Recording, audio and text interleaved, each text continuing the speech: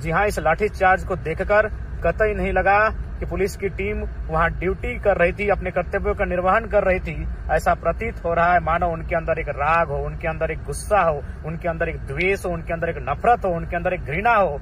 और जिस प्रकार से लाठीचार्ज किया गया है, ऐसा लग रहा है कि देवेंद्र नाथ महतो किसी आंदोलन में शरीक होने नहीं गए थे, बल्कि उन पुलिस पदाधिकारियों की जमीन हड़पने गए थे।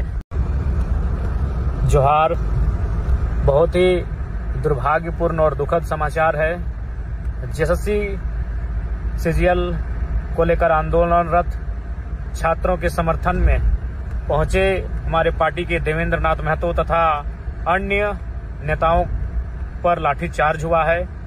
बर्बरतापूर्वक, क्रूरतापूर्वक लाठीचार्ज हुआ है, जिसकी मैं भर्त्सना करता हूं, निंदा करता हूं। और इस विषय को लेकर हालांकि अभी टेलीफोन में हमारी रांची एसएसपी, ग्रामीण एसपी, सिटी एसपी, रांची के तीनों एसपी महोदय से टेलीफोन में हमारी बातचीत हुई है।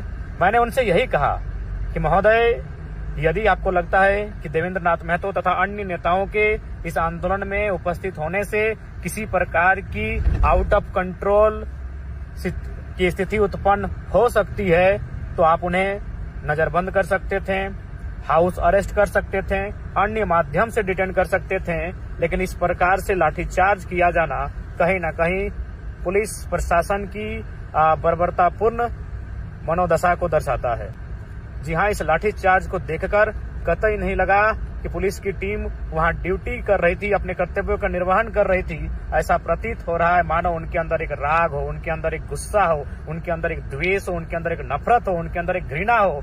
और जिस प्रकार से लाठीचार्ज किया गया है, ऐसा लग रहा है कि देवेंद्र नाथ महतो किसी आंदोलन में शरीक होने नहीं गए थे, बल्कि उन पुलिस पदाधिकारियों की जमीन हड़पने गए थे, उनको किसी निजी क्षति करने के लिए गए थे। ये बहुत ही दुर्भाग्यपूर्ण, उनके व्यवहार से, उनके मनोभाव से ये बहुत ही दुर्भाग्यपूर्ण रहा।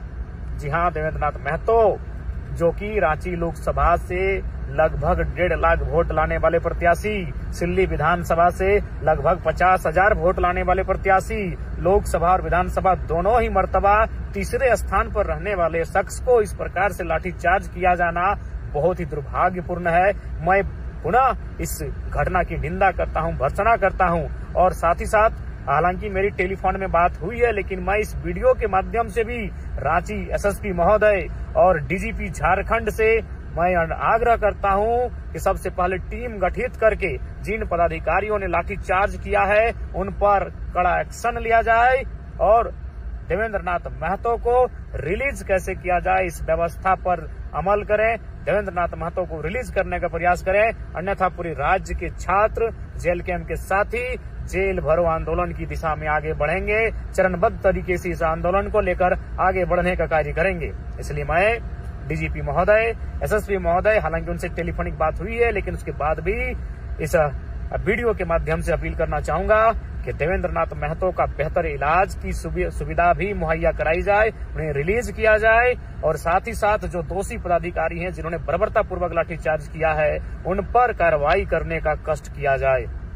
जी हाँ, इस घटनाक्रम को देखने के बाद कोई भी कह सकता है कि यह कोई ड्यूटी और कर्तव्य का निर्वहन नहीं, अपितु अंदर की गुस्सा, अंदर के घृणा को प्रदर्शित किया गया है। जिस प्रकार से उन्हें खींच कर ले जाया गया है, जिस प्रकार से उन्हें निहत्थे शख्स पर लाठियां बरसाई गई हैं, ये दुर्भाग्यपूर्ण और कायरतापूर्ण व्यवहार को दर्शाने का कार्य किया है।